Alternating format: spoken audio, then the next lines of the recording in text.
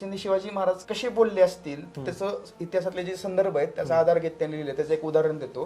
जी आग्र्याची शिवाजी महाराजांची मोहीम झाली. आग्र्याच्या मोहिमेत शिवाजी महाराज आणि औरंगजेब एकमेकांच्या समोर आले. एकमेव प्रसंग येतो इतिहासात की दोघ जण एकमेकांच्या समोर आले. आता त्या आग्र्याच्या मोहिमेचे 66 कागदपत्र सापडले यदुनाथ सरकार किंवा जदुनाथ सरकार नावाच्या बंगाली इतिहासकारांना. आणि त्या 66 पत्रांमधून शिवाजी महाराजांच्या आग्रा भेटीचा एकूण डे टू डे पूर्ण सविस्तर माहिती आपल्याला कळली. तर ती पूर्ण पत्र डिंगल भाषेत, राजस्थानी डिंगल, ती पत्र ज्याने लिहिली त्याचं नाव आहे परकाल दास. आणि तो रामसिंगच्या किंवा मिर्झाराजे जयसिंगच्या अंडर काम करतो. मिर्झाराजे जयसिंग राजस्थान, त्याच्यामुळे त्याची भाषा डिंगल.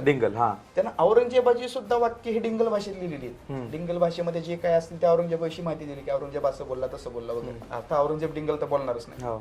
तसं असताना त्याच्यामध्ये फक्त शिवाजी महाराजांची वाक्य अशी आहेत की तुम देखा, तुम्हारा बाप देखा, तुम्हारा पातशाह देखा, मैं कैसा आदमी हो तुम गौर करो, चाहे मेरा सिर काट के ले जाओ लेकिन मैं पातशाह की जी हुजूरी नहीं करू. ही जी आहे ना, ही दख्खनी हिंदी, जी आपण आज म्हणतो गुलाबी हिंदी, दख्खनी हिंदी, हैदराबाद वगैरे या भागात, ही तशी हिंदी शिवाजी महाराजांनी हिंदीमध्ये त्या रागामध्ये मिर्झाराजे जयसिंगच्या पोराला सुनावले रामसिंगला की तुम देखा म्हणजे तू बघितले, तुम्हारा बाप देखा म्हणजे तुझ्या बापाने पण बघितलं म्हणजे जयसिंगनी बघितले, तुम्हारा पातशाह देखा तुझ्या पातशाहने पण बघितले, मैं कैसा आदमी तुम गौर करो, मी कसा माणूस आहे तुम्ही जरा लक्ष द्या, चाहे मेरा सिर काट के ले जाओ लेकिन मैं पातशाह की जी हुजूरी नाही करूंगा. पण हे वाक्य अभ्यासकांच्या मते असं म्हणणं आहे त्यांचं की शिवाजी महाराजांची ही वाक्य दख्खनी हिंदीत आहेत. कदाचित याच टोन मध्ये शिवाजी महाराज बोलले असेल.